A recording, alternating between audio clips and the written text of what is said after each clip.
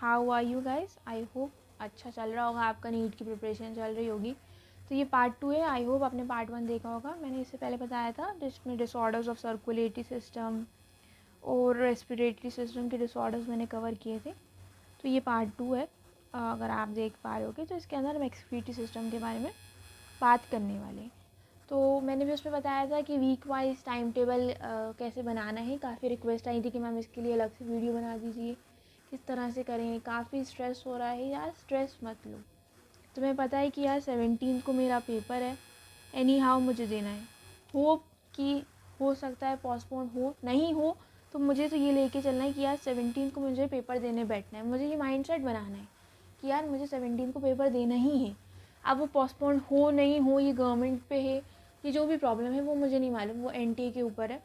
But मुझे मनाना है कि यार 2 महीने, 2 से 2.5 महीने में मेरा पेपर है, तो मुझे वो देना है और मुझे बहुत अच्छा देना है। मुझे अपना 100% से ज़्यादा देना है, 110% देना है। जितना मैं कर सकता था या कर सकती हूँ, मुझे उतना करके जाना है। ओके, मुझे उससे के बाद मुझे नहीं परवाह कि मेरे दोस्त ने कितने मार्क्स आए, मेरे कलीग्स कितने आए थे, यार वो मेरी कोचिंग में था उसके ज़्यादा आ गए, मुझे नहीं फ़र्क पड़ता। क्या मैंने वो करा जो मैं कर सकता था या कर सकती थी, मैंने अपना 100% दिया है या नहीं दिया, तो ये इम्पॉर्टेंट है। और 2 से 2.5 महीने में अगर आपने थोड़ा बहुत भी पढ़ा है, आपका हल्का फुल्का बेस भी क्लियर है, आप ब्रश अप करके टॉपिक्स को पढ़ सकते हो। It's not impossible. ओके, वही हम शुरू करने वाले हैं बनाना। ठीक है, डिसऑर्डर्स की बात कर लेते हैं। अब हम यहाँ पे एक्सक्रीटरी सिस्टम में अलग से वीडियो बनाऊंगी मैं तुम लोगों के लिए कि वीक वाइज प्लान कैसे बनाना है। हम यहाँ पे इस टाइम पे अभी यही रखते हैं कि हम डिसऑर्डर्स पढ़ने वाले थे। तो एक्सक्रीटरी में तो काफ़ी सारे नहीं है, बस थोड़ा बहुत उन्होंने दिया है। The malfunction of the kidney can lead to accumulation of urea in the blood and that condition is called uremia. So अगर यूरिया हमारे ब्लड में accumulate होने लगता है तो हम उसको यूरेमिया कहते हैं, which is highly harmful and may lead to kidney failure. तो अगर किडनी फेलियर होता है तो हमने सुना है हीमोडायलिसिस होती है, डायलिसिस करवाने जा रहे हैं पेशेंट्स कंटिन्यूसली, हर महीने होती है किसी की, या कहीं काफ़ी अगर इंटेंस होता है तो वीक वाइज होने लगती है, तो हीमोडायलिसिस होता है अगर यूरेमिया वगैरह होता है। Urea can be remove by process called haemodialysis. अगर हमारे ब्लड में एक्यूमुलेशन हो रहा है यूरिया का तो हमें इसको रिमूव करना होता है क्योंकि यूरिया इज़ हार्मफुल।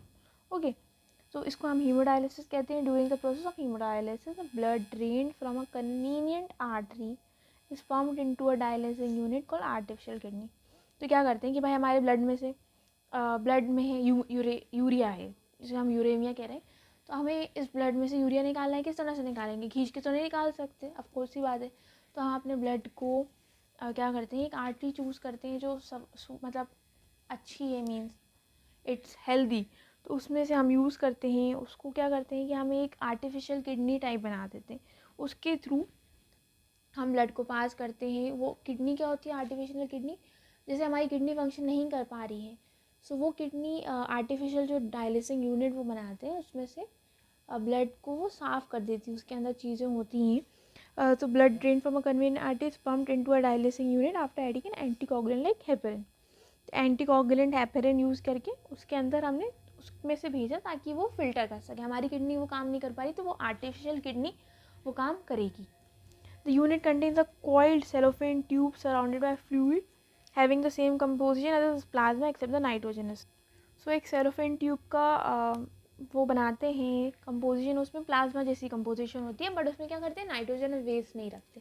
अब नाइट्रोजनस वेस्ट उसमें नहीं है और हमारी बॉडी में है, क्योंकि हमारी बॉडी में, हमारे ब्लड में नाइट्रोजनस वेस्ट है, तो वो एक्सचेंज हो जाता है leaving out the nitrogenous waste. ठीक है, सो सेलोफेन मेंबर जो होता है वो किस पे, कॉन्सेंट्रेशन ग्रेडियंट के थ्रू उसमें पैसेज होता है, और as nitrogenous waste are absent in the dialysing fluid these substances freely move out there by clearing the blood. ठीक है, अब हमारी बॉडी में नाइट्रोजनस वेस्ट है और डायलिसिंग फ्लूइड में नहीं है, तो वो एक्सचेंज हो जाता है और हमारी बॉडी में से नाइट्रोजनस वेस्ट निकल जाता है। The cleared blood is pump back to the body through a vein after ending an anti heparin. पहले हैपेरिन यूज़ किया था, अब कोगुलेट उसको हटाने के लिए एंटी हैपेरिन यूज़ कर लिया। This method is a boon for thousand of uraemic patients all over the world. Kidney transplantation is the ultimate method in the correction of acute renal failure. Kidney failure हो रही है तो kidney transplant करना बहुत important हो जाती है। और हमने देखा है कि काफ़ी मैच नहीं कर पाते, कभी कभी फैमिलीज़ के मैच नहीं होते, मोस्टली ट्विंस के मैच करते हैं, या तो ऐसा होता है, सुनने में आता है कि यार दे आर ब्लड रिलेटेड पर उनकी किडनी मैच नहीं कर पा रही, तो किडनी डोनर नहीं मिल पा रहा। तो ये काफ़ी सारे इश्यूज़ भी होते हैं ट्रांसप्लांटेशन में। A functional kidney is used in transplantation from a donor, preferably a close relative, to minimise its chances of rejection. ठीक है, ये हमने सुना है काफ़ी। Modern clinical position have increase the success rate of such a complicated technique. लेकिन अब कई सारी नई टेक्निक्स आ गई हैं जो हम आगे पढ़ने वाले हैं ऑफ कोर्स। ठीक है, तो हम यहाँ पे बात कर रहे हैं रीनल कैल्कुलाई का, नेक्स्ट है, और ग्लोमेरुलोनेफ्राइटिस का। स्टोन और insoluble mass of crystallised salts oxalate formed with the kidney. हमने सुना है कि यार किडनी स्टोन हो गया या पथरी जिसे हम मोस्टली कहते हैं, तो काइंड ऑफ यही होता है, हमारे ऑक्सलेट जो हो जाते हैं या क्रिस्टलाइज जो सॉल्ट है, तो वो क्या करते हैं, वो एक स्टोन जैसा शक्ल बना लेते हैं। वो इनसॉल्युबल मास होते हैं, they are non form stone like, मतलब वो इतने हार्ड होते हैं, वो टूटते नहीं है, या हमारी किडनी स्टोन जो है, स्टोन और इंसॉल्युबल मास जो हमारा किडनी स्टोन पथरी जिसे हम कहते हैं, उसको रीनल कैल्कुलाई कहते हैं। ठीक है, क्या कहते हैं, रीनल कैल्कुलाई। ये नहीं हो कि अगर मेजो कॉलम में रीनल कैल्कुलाई लिखा है तो हमें याद ही नहीं आ रहा कि क्या हो। रीनल कैल्कुलाई मतलब स्टोन हो जाते हैं जो हमारे किडनी में, या फिर हम पथरी कहते हैं। ओके, नॉर्मल लैंग्वेज में याद रखो तो और ईजी हो जाता है। ठीक है, फिर होता है ग्लोमेरुलोनेफ्राइटिस, इन्फ्लेमेशन ऑफ ग्लोमेरुलाई। तो भाई नाम में आ गया ग्लोमेरुलोनेफ्राइटिस, यानी कि जो ग्लोमेरुलाई का इन्फ्लेमेशन हो गया। I hope it's very much clear. 3 चीज़ें, रीनल फेलियर हो गया, यूरेमिया हो गया, और डायलिसिस की प्रोसेस दी हुई है। अब ये कोई तुमसे पूछने नहीं वाला डायलिसिस की प्रोसेस। ओके, तो ये टेंशन मत लेना अब ये प्रोसेस कैसे याद करें, क्या रहता है, नहीं। थोड़े बहुत डिसऑर्डर्स हैं 3 से 4, वो याद रखनी है। ओके, अब disorders of muscular and skeletal system, ये बहुत इंपॉर्टेंट है। This one is very important, this is very important, सारी इंपॉर्टेंट है, गॉड पे भी क्वेश्चन आता है। ठीक है, तो ये है बहुत इंपॉर्टेंट टॉपिक है। ठीक है, फिर ये हो गया मिस्थेनिया ग्रेविस, ऑटो इम्यून डिसऑर्डर है। इन दोनों में कंटिन्यूसली कन्फ्यूजन होता है, कंटिन्यूसली, कि कौन सी ऑटो इम्यून है, कौन सी जेनेटिक है। तो यार एक याद कर लो, ठीक है, एक याद कर लो, अल्टीमेटली दूसरी याद हो जाएगी। तो ये कन्फ्यूजन रखना ही नहीं है, दोनों याद मत करो, एक याद कर लो। एक याद कर लिया, कौन सा याद करें, ऊपर वाला याद करें, तो ये याद कर लो, myasthenia gravis auto immune disorder है।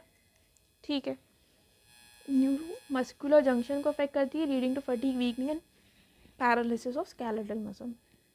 ठीक है, तो अगर कहीं पे लिखा है कि paralysis of skeletal muscle due to this affecting neuromuscular junction, it is also an auto immune disorder, कौन सी हो गई, मिस्थेनिया ग्रेविस हो गई। अब ये याद मत करना कि मस्कुलर डिस्ट्रॉफी है, नहीं। ठीक है, ऑटो इम्यून डिसऑर्डर कौन सी हो गई, affecting neuromuscular junction leading to fatigue, weakening and paralysis. ठीक है, तो दिस इज मिस्थेनिया ग्रेविस। ठीक है, मस्कुलर डिस्ट्रॉफी हम सिर्फ पढ़ेंगे, याद नहीं करेंगे। Progressive degeneration of skeletal muscle, genetic disorder की वजह से हमें याद नहीं करना, पर हमें क्या याद रखना है, मिस्थेनिया ग्रेविस के बारे में, जो ऑटो इम्यून डिसऑर्डर है, जिसमें weakening, fatigue and weakening of paralysis, और जो न्यूरोमस्कुलर जंक्शन पे एक्ट करता है। ठीक है, टिटेनी याद हो गया होगा, रैपिड स्पाज्म होते हैं in muscle due to low calcium. अगर लो कैल्शियम है, अगर कैल्शियम की कमी होती है तो क्या होता है, एक मस्कुलर कॉन्ट्रैक्शन बहुत तेज़ी से होते हैं, तो वाइल्ड कॉन्ट्रैक्शंस होते हैं, तो इतने पेन होता है टिटने में, क्योंकि वो कैल्शियम की कमी से, इट्स अ सीरियस कंडीशन। अगर आप देख सको तो यूट्यूब पे वीडियो है टिटने में, तो आपको समझ में आएगा। ठीक है, सो एक हो गया मिस्थेनिया ग्रेविस, एक हो गया टिटनी। आर्थराइटिस इतना सुन चुके हैं हम लोगों से, क्या आई थिंक ज़रूर नहीं है। इन्फ्लेमेशन ऑफ जॉइंट्स, जॉइंट में इन्फ्लेमेशन होता है, दर्द होने लगता है। काफ़ी लोगों से आपने सुना होगा कि उनके हाथों और मतलब जोड़ों में दर्द होने लगा है, तो it's a cause of arthritis. ठीक है, osteoporosis is very important, there is a reason, क्योंकि ये है वो रीज़न। एस्ट्रोजन के decrease level is the common cause, ये क्वेश्चन आ चुका है और ये क्वेश्चन आने के चांसेस भी हैं। अगर there is a decrease level of oestrogen, तो ये कॉमन कॉज है इसका, और ये एज रिलेटेड है। Decrease by bone mass and increase chance of fracture, fracture का चांसेस ज़्यादा हो जाते हैं, और जो बोन मास है वो डिक्रीज़ होने लगते हैं। ओके, पोरोसिस मतलब यही हो गया, मतलब डिक्रीज़ होने लगी, वो उसकी हड्डियों में जान ख़त्म होने लगी उसकी। ठीक है, तो ये इंपॉर्टेंट है कि उसके डिक्रीज लेवल ऑफ ऑस्ट्रोजन जो हो सकता है। ठीक है, यूरिक एसिड के क्रिस्टल्स बनने की वजह से इन्फ्लेमेशन होता है, तो वो गाउट कहलाता है। I think this one page is very important, you have to take care. और इसको याद कर लो, अभी याद कर लो, याद हो गया आई थिंक। गाउट क्या होता है, यूरिक एसिड के क्रिस्टल्स जो होते हैं वो एक्यूमुलेट होने लगते हैं हमारे जॉइंट्स में, तो उससे वो इन्फ्लेमेट हो जाता है। ऑस्टियोपोरोसिस में अगर एस्ट्रोजन की कमी से होता है सबसे इम्पॉर्टेंटली, और हमारा जो है बोन मास जो है वो डिक्रीज होने लगता है। Arthritis, inflammation of joints, very easy. Tetany में क्या होता है कि कैल्शियम की कमी से हमें वाइल्ड कॉन्ट्रैक्शन की वजह से रैपिड एक फील होता है, रैपिड स्पाज्म होता है, ठीक है। फिर मस्कुलर डिस्ट्रॉफी, द प्रोग्रेसिव, सिर्फ हमें रीड करना है, जेनेरिक डिसऑर्डर होता है। मिस्थेनिया ग्रेविस हमको याद करना है, ऑटो इम्यून डिसऑर्डर है, न्यूरोमस्कुलर जंक्शन की वजह से होता है, और fatigue, weakening and paralysis of skeletal muscle. I hope it is very much clear. So guys, ये वेरी इंपॉर्टेंट टॉपिक था, इसके ऊपर क्वेश्चंस करने वाले हैं नेक्स्ट वीडियो में। आई होप इट्स क्लियर, ठीक है। ये मतलब ये समझो कि यार 8 to 9 मार्क्स आपके इस, लाइक 4 to 8 मार्क्स, ऐसा हो ही नहीं सकता कि इस पे से क्वेश्चन नहीं आए। मस्ट है इस पे क्वेश्चन, ठीक है। तो ये आएगा, अगर जिस पे हमें पता है कि यार श्योरिटी है कि ये क्वेश्चन आएगा, तो हम वो क्यों नहीं पढ़ें, तो हम ये पढ़ने वाले हैं। और आई होप आपने पढ़ लिया होगा। इसके जब मैं क्वेश्चन आपको प्रैक्टिस करवाऊंगी तो आपको उनका जवाब देना है। Okay okay, I you clear?